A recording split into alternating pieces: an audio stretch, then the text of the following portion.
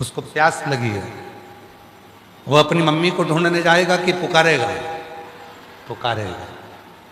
वो ढूंढने के लिए मम्मी को नहीं जा रहा है,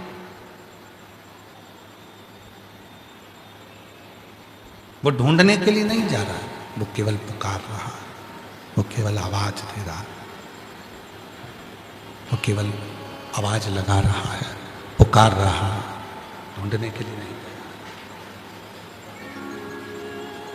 रोया, आवाज लगाई उसने, माँ माँ कहकर वो बच्चा जब रोने लगा, माँ माँ कहकर जब वो बच्चा रुदन करने लगा, तो माँ भोजन भी बना रही होती है, आटे में उसके हाथ उसने हुए रहते हैं, तो भी वो दौड़ कर आ जाती है।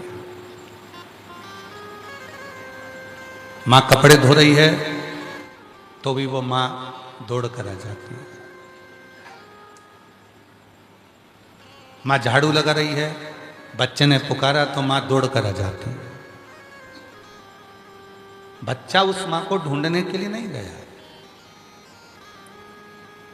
बच्चा उस माँ को ढूंढने के लिए नहीं निकला, उसने तो केवल रोया, माँ माँ कहकर पुकारा, और माँ भोजन छोड़कर, कपड़े छोड़कर, झाड़ू छोड़कर, पोछा छोड़कर, काम छोड़कर अपने बच्चे के पास दौड़कर आती है। उसी तरह शिव महापुराण की कथा कहती है कि बच्चा जैसे माँ को ढूंढने नहीं जाता, केवल पुकारता है और माँ दौड़ कर आती है, उसी तरह आप भी श्री शिवाय नमस्तुभ्यम कहकर जब पुकारते हो तो भगवान दौड़ कर तुम्हारे पास में तुम्हारा दुख दूर करने के लिए, तुम्हारा कष्ट दूर करने के लिए, तुम्हारा संकट दूर करने के लिए मेरा शिव दौड़ कर आ जाता, मेरा शंकर आ जाता,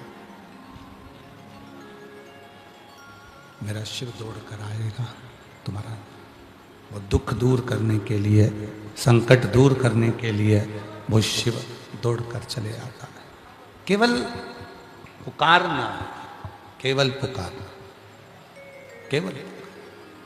और श्री शिवाय नमस्तुभ्यं,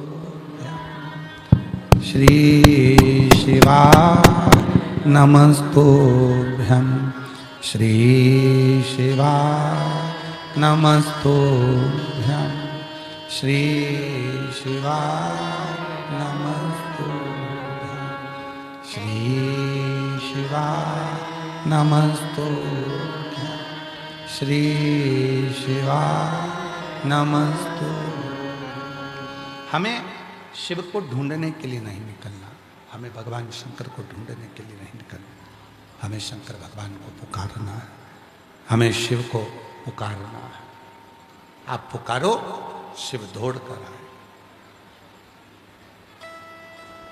अब कई लोग जो तप करने वाले हैं, साधना करने वाले हैं, तपस्या करने वाले हैं, जो बहुत तप साधना में रहकर घर परिवार को छोड़कर चले जाते हैं, तो उनसे कोई पूछता है कि तुम कहाँ जा रहे हो? अपना घर छोड़कर, अपना परिवार छोड़कर तुम कहाँ जा रहे हो? तो कहता है कि मैं भगवान को ढूंढने के लिए जा रहा हूं। और शिव पुराण कह रही है कि वो मिल ही नहीं सकता, पूरी जिंदगी ढूंढ लो उसको, वो नहीं मिलेगा, पूरा जीवन ढूंढो उसको, वो प्राप्त ही नहीं, प्राप्त नहीं। हाँ, उसको पुकारो। बच्चा जैसे पुकारता है अपनी माँ को, बछड़ा जैसे पुकारता है अपनी गाय को, कष्ट होने पर जीव पुकारता है उस परमात्मा को, उसी तरह जिस दिन तुमने उसको पुकारा, उस दिन तुम्हारी जिंदगी के सारे दुख अपने आप समाप्त होना प्रारंभ हो गए अपने। अब आप और हम क्या करते हैं? हम पुकारते नहीं। यहां तक शिव पुराण की कथा कहती है, भगवान शंकर का चरित्र यहां तक कहता है, शिव महापुराण की कथा यहां तक वर्णन करती है कि शिव के मंदिर में जब एक लोटा जल चढ़ाने के लिए जाओ, जिस समय पर तुम भगवान शंकर को एक लोटा जल समर्पित कर रहे हो, उस समय पर तुम्हारे दिल का भाव भगवान शंकर से कहते कहते अपने मन से उसको पुकारते हुए शिव को जल समर्पित करो।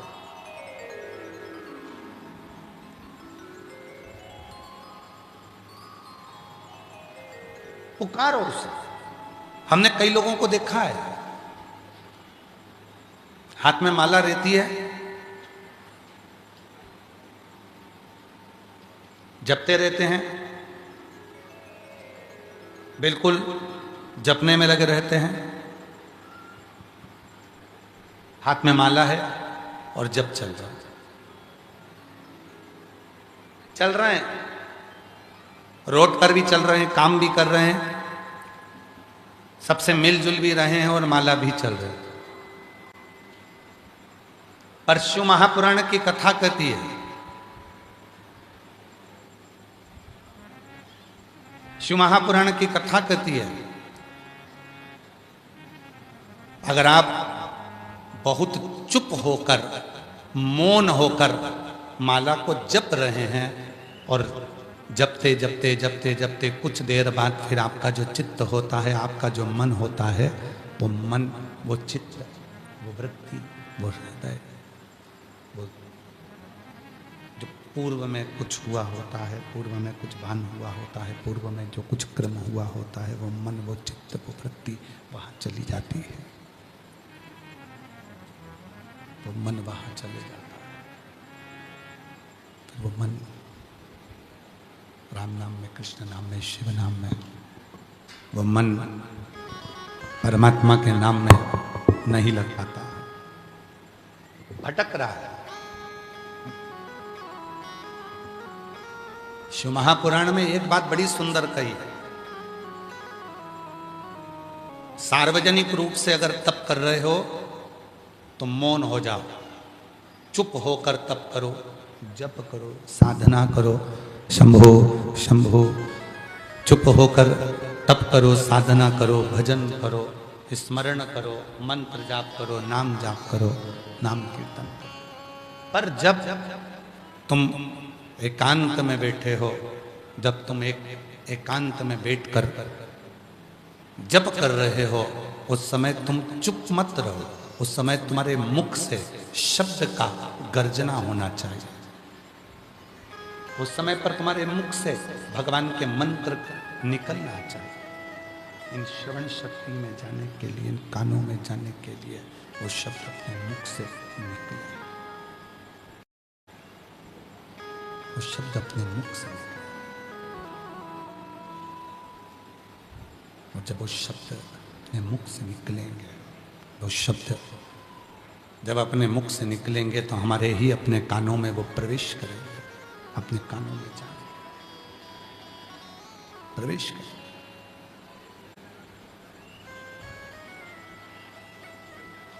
शिव कथा कर रही है, भगवान शंकर का चरित्र कह रहा है, शिव महापुराण की कथा कर रही है, भगवान शंकर का चरित्र कह रहा है, शिव महापुराण की कथा कह रही है, शिव तत्व कह रहा है, भगवान शंकर की पवित्र कथा वर्णन कर रही है, शिव महापुराण की कथा वर्णन कर रही है, शिव तत्व कह रहा है कि उस शिव को जिसने खोजा उसको शिव कभी नहीं मिला,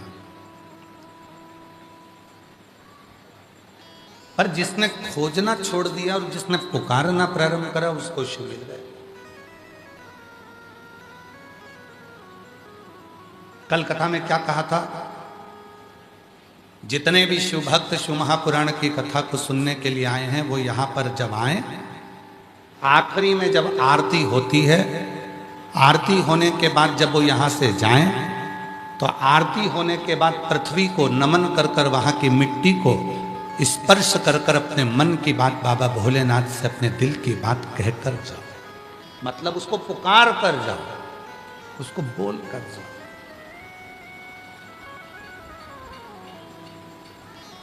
और जब आप उससे अपने दिल की बात बोलकर, अपने दिल की बात पुकार कर, अपने दिल की बात उसको कहकर जाओगे, पुकार के जाओगे, तो वो उस बात को स्वीकार करेगा, उस बात को बोलेगा, स्वीकार करेगा। और मैंने तेरे ही भरोसे बाबा, तेरे ही भरोसे हवा विच उड़ती जावांगी बाबा, डोर है तो छड़ी ना में कटी जावांगी। भोरे में तेरी पतंग, शंभो में तेरी पतंग हवा विच उड़ती जावांगी बाबा, डोर है तो छड़ी ना में कटी जावांगी। भोले में तेरी पतंग, शंभो में तेरी पतंग। शिव को पुकारो और जितना जितना भगवान शंकर को पुकारोगे उतना उतना शिव तुम्हारे करीब में आता चला। उसको पुकारो।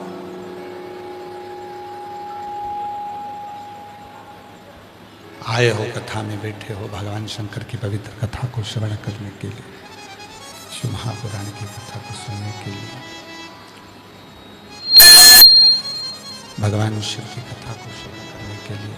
शंभो शंभो शंभो शंभो शंभो शंभो शंभो शंभो शंभो शंभो शंभो शंभो।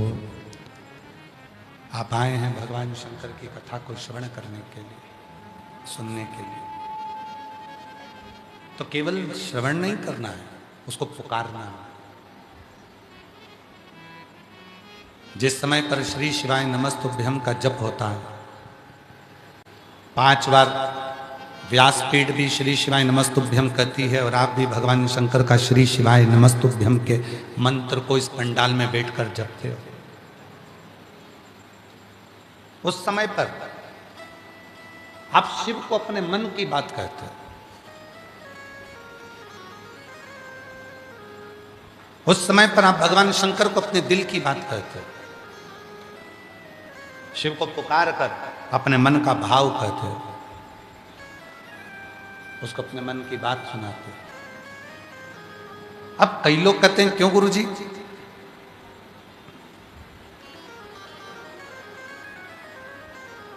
हम शिव जी को जल चढ़ाते हैं, हम भगवान शंकर को पानी चढ़ाते हैं, हम भगवान शंकर का पशुपति व्रत करते हैं, हम 16 सोमवार का व्रत करते हैं, हम सोमवार का व्रत करते हैं, फिर शिव हमारे सामने प्रकट क्यों नहीं होते? शिव पुराण कहती है आप सोमवार का व्रत करो, आप 16 सोमवार व्रत करो, आप पशुपति व्रत करो, आपकी मर्जी पड़े जो व्रत करो, पर उस व्रत के साथ में सबसे ज्यादा जरूरी है आपका इंतजार करना, सबसे ज्यादा जरूरी है आपकी प्रतीक्षा। थोड़ा सा इंतजार करो, थोड़ी सी प्रतीक्षा। अब दुनिया के लोग क्या कहते हैं कि बस हमने जल चढ़ाया और कोई अच्छा सा चमत्कार हो जाए। शिव महापुराण की कथा कहती है कि मेरा शंकर भगवान चमत्कार से कभी प्रकट नहीं हुआ, मेरा शंकर भगवान नमस्कार से प्रकट होता है, वो चमत्कार से प्रकट नहीं हुआ। आजकल एक होड़ लगी हुई है कि चमत्कार हो जाता है तुरंत, ना जाने कौन कौन तुमको मिल जाते हैं, लाओ हम थोड़ी सी ऐसी भभूति उठाकर घुमा के फेंकेंगे, सोने के हंडे निकल जाएंगे। अगर ऐसे सोने के हंडे निकलते होते तो व्यक्ति को कोई कर्म नहीं करना पड़ता। और शिव महापुराण की कथा क्या कहती है कि कहीं मत जाओ, किसी के द्वार पर जाकर ये मत सोचना कि हमको कोई सोने के हंडे निकाल कर दे देगा, तिजोरी का माल निकाल कर दे देगा। शिव पुराण की कथा कहती है, भगवान शंकर का चरित्र कहता है कि अपने को खुद को अपनी मेहनत करना पड़ेगी, अपने को खुद को अपना कर्म करना पड़ेगा। और जब हम अपनी मेहनत करेंगे, अपना कर्म करेंगे, अपने कर्म को आगे बढ़कर करते रहेंगे, शंकर भगवान पर अपन सर्वस्व छोड़ देंगे और अपने कर्म को करेंगे, तब उसका फल अपने को जरूर प्राप्त होगा। आप और हम कर्म ही नहीं करें, आप और हम कर्म ही नहीं करें और सोचें कि हमें कुछ मिल जाए, तो वो कभी नहीं मिल सकता। कर्म मूल है, कर्म करना पड़ेगा, अपनी मेहनत अपने को करना पड़ेगा। और कोई तुमसे कह दे कि मैं तुम्हारे सारे दुख मिटा दूंगा, समझ लेना कि पक्का झूठ बोल रहा है जो तुम्हारे दुख मिटा देगा। उसका खुद का दुख नहीं मिटा तो वो दूसरे का क्या खाक मिटाएगा? व्यर्थ की बात। अपने दुख को दूसरा नहीं मिटा सकता, अपने दुख को अपन को खुद को मिटाना पड़ेगा। इसलिए एक लोटा जल अपने को खुद को चढ़ाना पड़ेगा और अपनी मेहनत, अपना परिश्रम, अपना रात दिन अपने को एक करना पड़ेगा, तब जाकर अपना दुख अपने आप समाप्त होता चले जाएगा। किसी की सामर्थ्यता नहीं कि कोई तुम्हारे दुख को मिटाए। शंभो शंभो शंभो शंभो शंभो शंभो शंभो शंभो शंभो। किसी की सामर्थ्यता नहीं कि कोई तुम्हारे दुख को मिटाए। अपने दुख को अपने को स्वयं मिटाना, अपना कर्म अपने को खुद करना, अपना परिश्रम अपने को खुद करना, कोई दूसरा नहीं। हाँ, किसी ने पूछा फिर हम एक लोटा जल चढ़ाते हैं तो उसका फल क्या मिलता है? तो शिव महापुराण की विद्येश्वर संहिता कहती है, जब हम कर्म करते करते करते करते एक लोटा जल चढ़ाना प्रारंभ करते हैं तो हमारे उस कर्म का फल ये मिलता है कि हमारे लिए रास्ते खुलते चले जाते हैं और हम अपनी मंजिल पर पहुंच जाते हैं।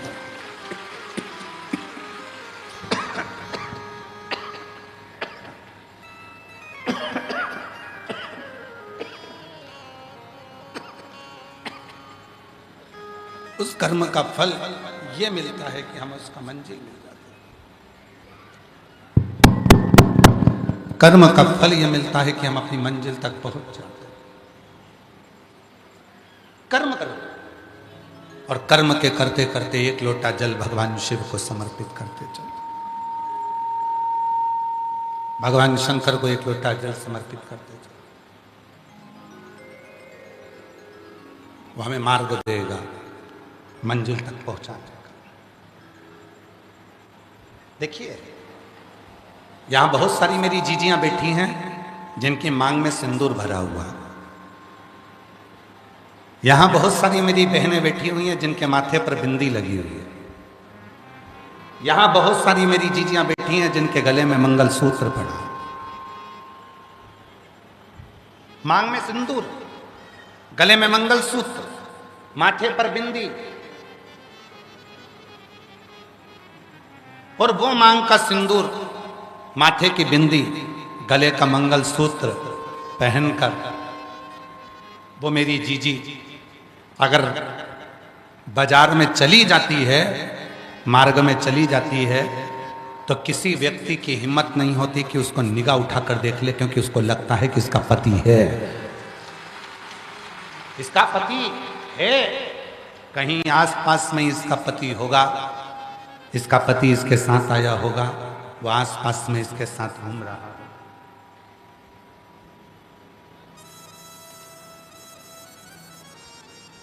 किसी की हिम्मत नहीं है कि कोई उसको ताना दे दे, कोई किसी की हिम्मत नहीं है कोई इस पर कमेंट्स कर दे,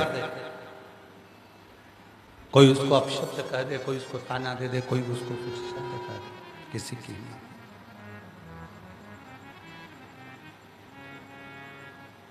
मांग का सिंदूर,